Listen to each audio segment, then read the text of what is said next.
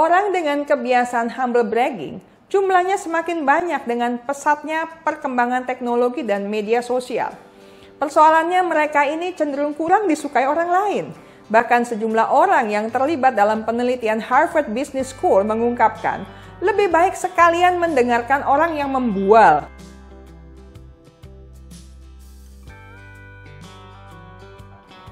Kali ini kita akan membahas mengenai humble bragging, istilah yang marak akhir-akhir ini.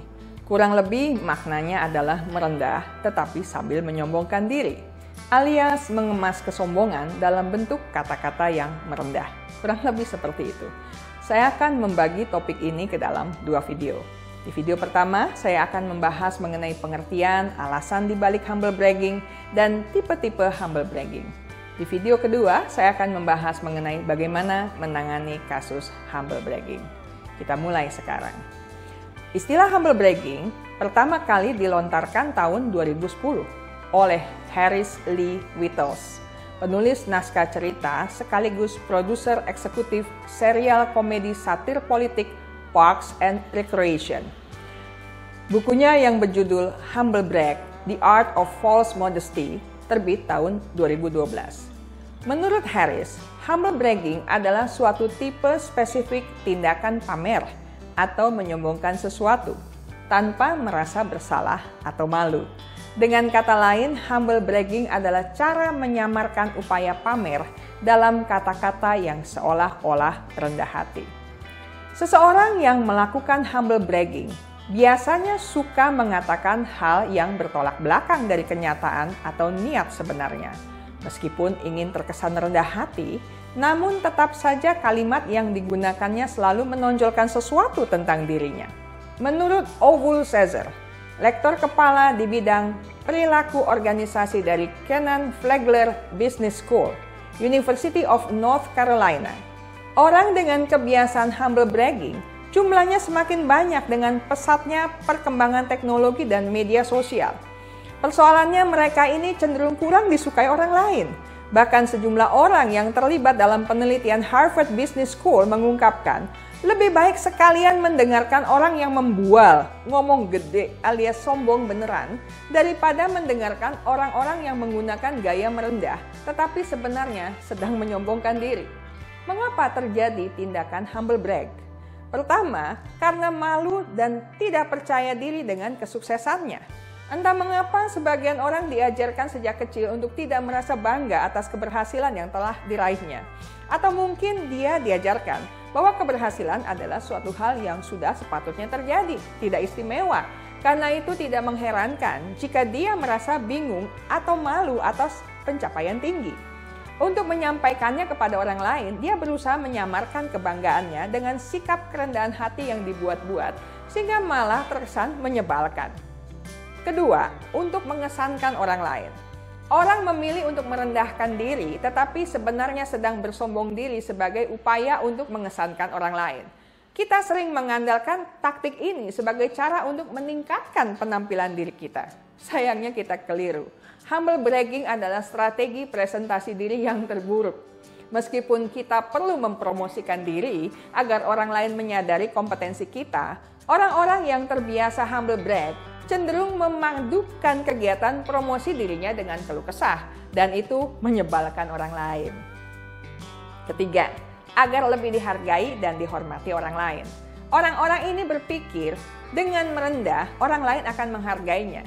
Namun ternyata bagi orang lain, upayanya merendah hanya akan dinilai tidak tulus. Alhasil, upaya merendahnya tidak efektif untuk mendapatkan kemauannya. Alih-alih disukai dan dihormati orang lain, mereka akan mendapatkan cemoohan atau dijauhi orang lain. Masyarakat cenderung menganggap bahwa pelaku humble brag itu kurang kompeten, kurang menghargai orang lain, kurang bisa dipercaya, egois, dan kurang bisa bermurah hati pada orang lain. Ada berbagai sumber yang mencoba membagi humble bragging ke dalam berbagai tipe. New York Times misalnya menyebutkan ada 10 tipe humble bragging. Sebagian sumber menyebutkan ada 3 tipe utama humble bragging. Di sini saya akan mengutip hasil penelitian Harvard Business School saja tentang 2 tipe utama humble bragging supaya kita lebih mudah membedakannya. yaitu humility dan complain humble bragging. Di tipe pertama, humility humble bragging, pelaku mencoba menampilkan diri sebagai individu yang rendah hati, yang merendah, tetapi sebenarnya dia bermaksud menyombongkan atau memamerkan sesuatu. Merendah untuk meninggi, kira-kira begitu. Jadi di dalam tipe ini, pelaku humble bragging biasanya akan mengekspresikan seolah-olah dia bingung, tidak mengerti, atau tidak percaya atas prestasi atau keberhasilan yang dia dapatkan. Contohnya begini, aduh saya tidak percaya bahwa saya bisa memenangkan lomba itu, persiapan saya minim sekali loh. Atau yang lain, saya tidak mengerti kenapa ya mereka mengatakan saya jagoan IT. Udah mulai kesel ya dengar begitu ya. Mungkin yang lain ini, kenapa sih orang-orang itu sepertinya tidak suka dengan mobil baru saya? Atau, kok dia bilang saya ini cantik dan menggairahkan ya? Sangat aneh. Duh, aku bingung ya. Aku tuh nggak pernah perawatan muka atau pakai skincare. Tapi kok mukaku mulus ya? Nggak pernah jerawatan. Orang lain mungkin ngomong begini, aneh juga nih, kenapa aku selalu yang diandalkan bos? Padahal masih banyak orang lain di kantor.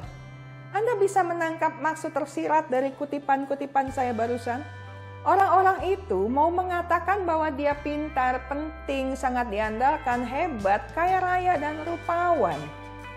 Tapi caranya salah. Tipe kedua, complain humble bragging.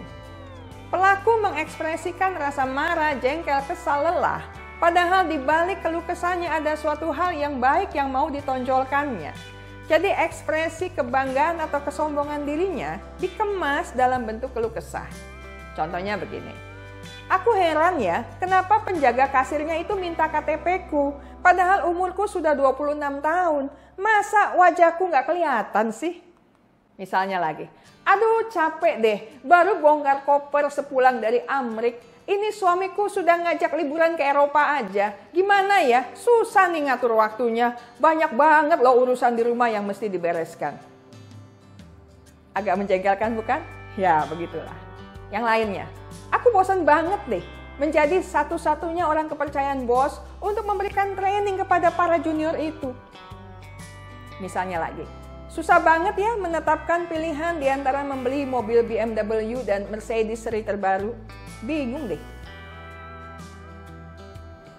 Jadi, di balik keluh kesah itu, ada pamer penampilan, harta benda, posisi atau jabatan, serta prestasi.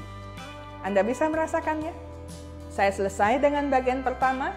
Kita akan melanjutkan bagian kedua minggu depan tentang bagaimana menghadapi kasus seperti ini. Ingat baik-baik, kesehatan mental Anda sangat berharga. Jagalah, pertahankanlah dengan sekuat tenaga.